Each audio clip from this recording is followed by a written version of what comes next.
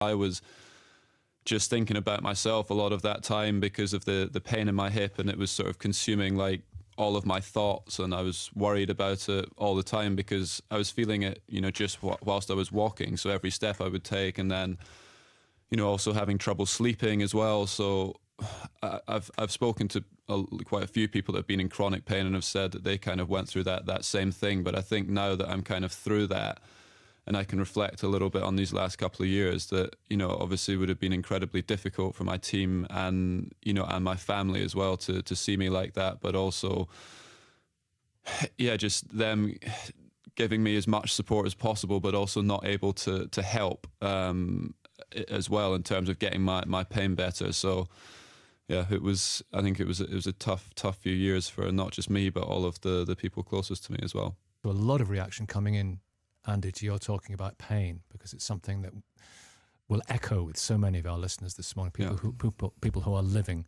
with chronic pain. And I think you delivering this message is tremendously powerful. It's one of those things where it's important when you are going through kind of chronic pain or issues to not sort of just say you're okay and you're fine when you're not, which is kind of what I was doing for the best part of 18 months, 2 years. And actually once I did open up and start chatting about it, after the Australian Open this year, things actually became a little bit easier, because as professional athletes, you're always kind of putting up like a bit of a front and a brave face when people ask you how you're getting on, because you're not supposed to show emotion in sport. It's always seen as being a bad thing, or to show weakness, that you're in pain. But actually, once I did start opening up a bit more about it, it kind of helped me deal with it. When did you start thinking about making this documentary? Because obviously it's about injuries, surgeries, rehab, recovery and return, and the never-ending, it seems, cycle of that. But at the time, you wouldn't have known that you had this long road ahead. If I knew I was going to go through all the things that I went through the last couple of years, I probably wouldn't have wanted to have that on film.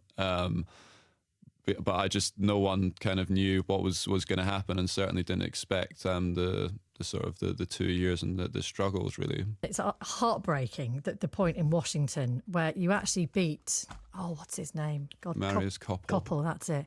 And then you break down afterwards, and it's like, I don't know, years of emotion just come sort of tumbling out.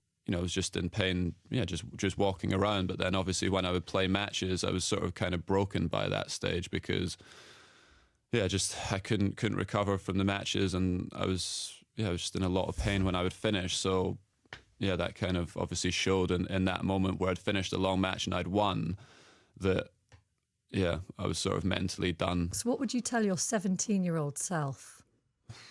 I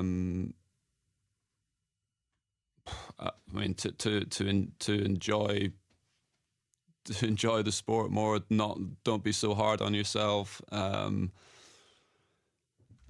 always find them brilliant questions, more like when someone sort of asks, like, well, what would you tell your children now? And the stuff I say to them, I wish I sort of lived my own sort of life that way, really.